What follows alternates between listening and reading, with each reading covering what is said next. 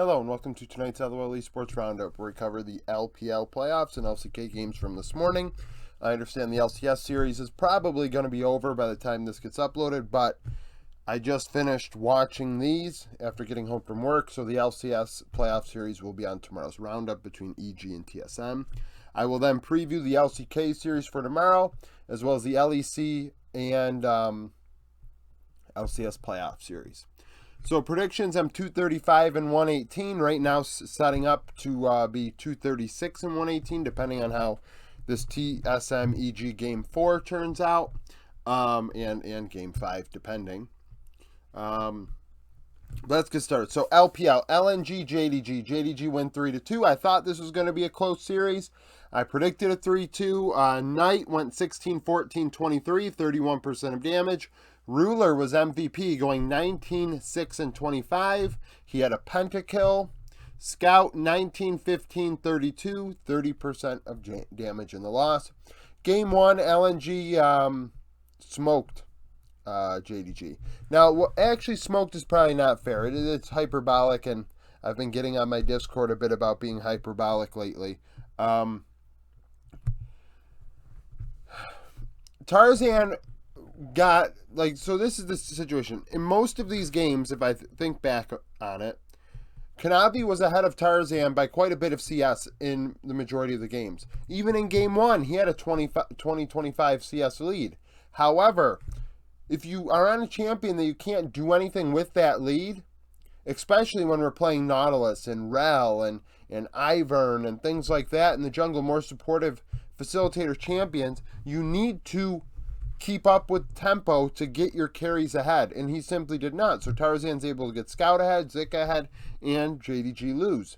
Then, Game 2, LNG actually set a good pace once more, but JDG find a way.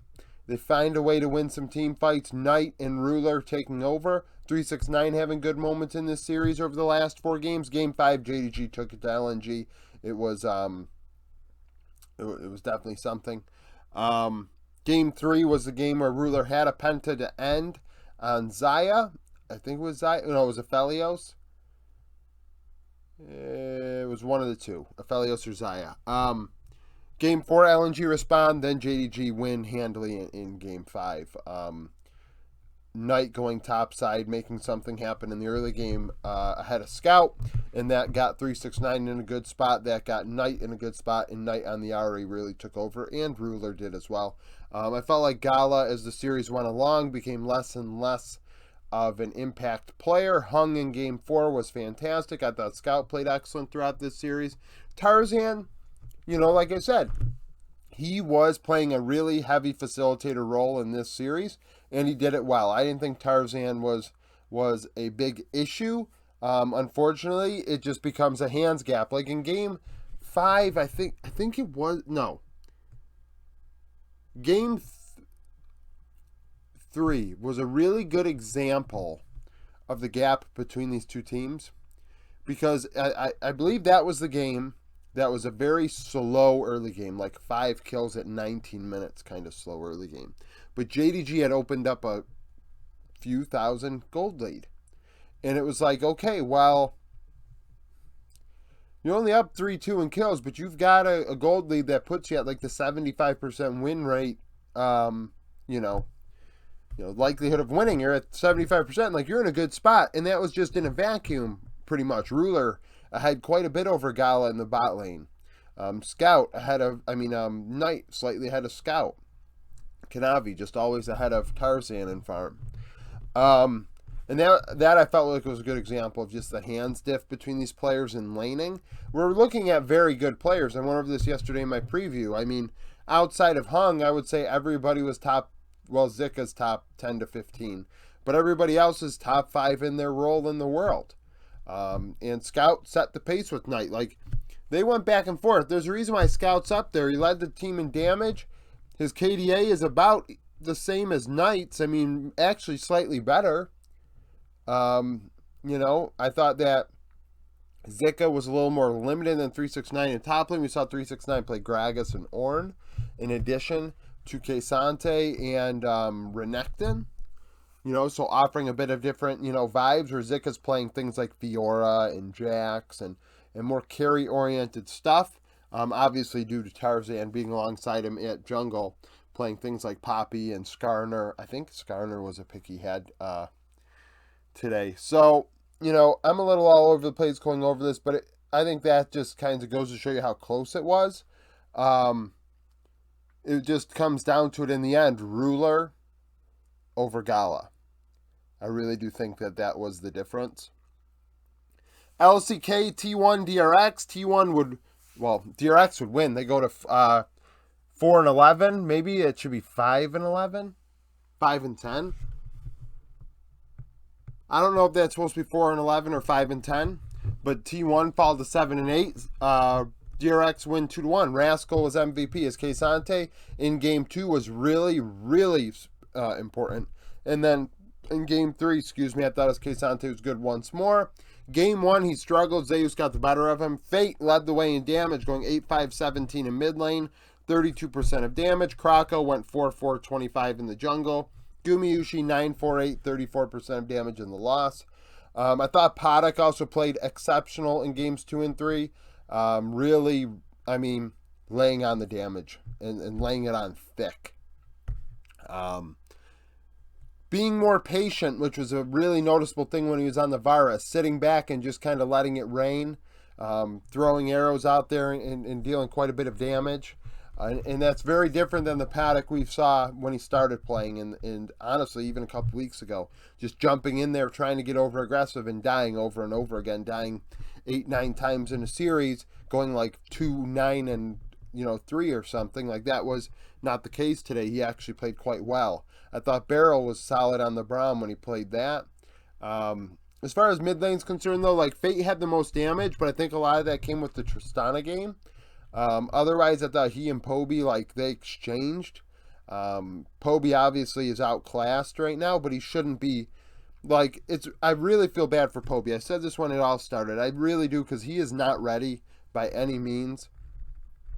T1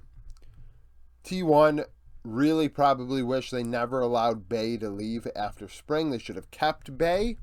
PSG Bay was on their challenger roster last split, and I think Bay would have kept this team.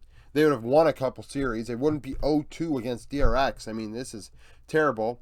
A bright spot for T1. They won game 1, and Zeus was 1v9. I thought he was excellent. The Gnar, that's the way Zeus, I don't expect Zeus to dominate that way, but that's the way Zeus needs to play for T1 to have a chance. That's the way he needs to play as one of the best top laners in the world, if that is his title. And he has not played like that in quite a while, so that's kind of been lost. But the fact of the matter is, that Gnar game, because Rascal is no slouch. He's a solid player. That's why he gets MVP, right? He was good today.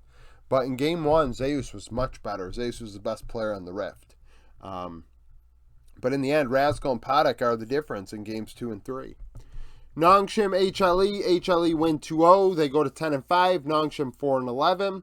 Zeka was MVP, 17-3-9, 41% of damage. Kingin 609 in top lane. Jiwoo 165, 30% of damage in the loss. Nongshim went with Fiesta in game 1, Quad in game 2. Technically, Fiesta did have the highest damage percentage in his game, but when you combine both mid laners, it gets messy. So Jiwoo's the one I mentioned. So it was hard between Zeka and King, and I won't lie. I thought Zeka played very well on the Tristana, really, really laying down the damage. Obviously, 41%, 17 kills. That's a pretty damn good game. Two games, right? But Kingin outplayed a dive in top lane in game 1 that really, really set the tone for that game. On a carry in Gwen, he was really good. I thought it was one of Kingin's better carry-oriented games. Grizzly struggling on Nautilus, that may have been one of his worst games. But Nongshim are not very good, so beating them is not too bad.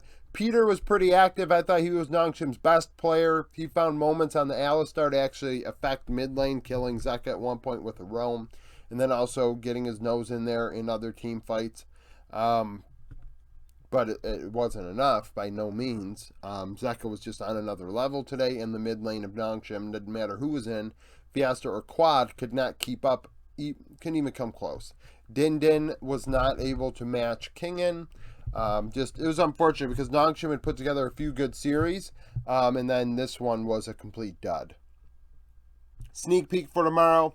LCK, we got Kwangdong Freaks D+, Kwangdong 4-11, coming off of a loss to KT. D+ 9th in the power rankings, 9-5, coming off of a win against Brion. Last time they played, D+ won 2-0.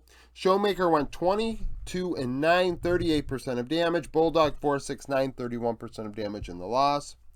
Liv Sandbox and Brion. Liv Sandbox 4-11, coming off of a loss to Gen G. Brion 25th in the power rankings, 4-10, coming off of a win against T1. Last time they played, Sandbox won 2-1.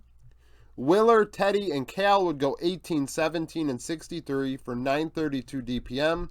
That was 41% of damage.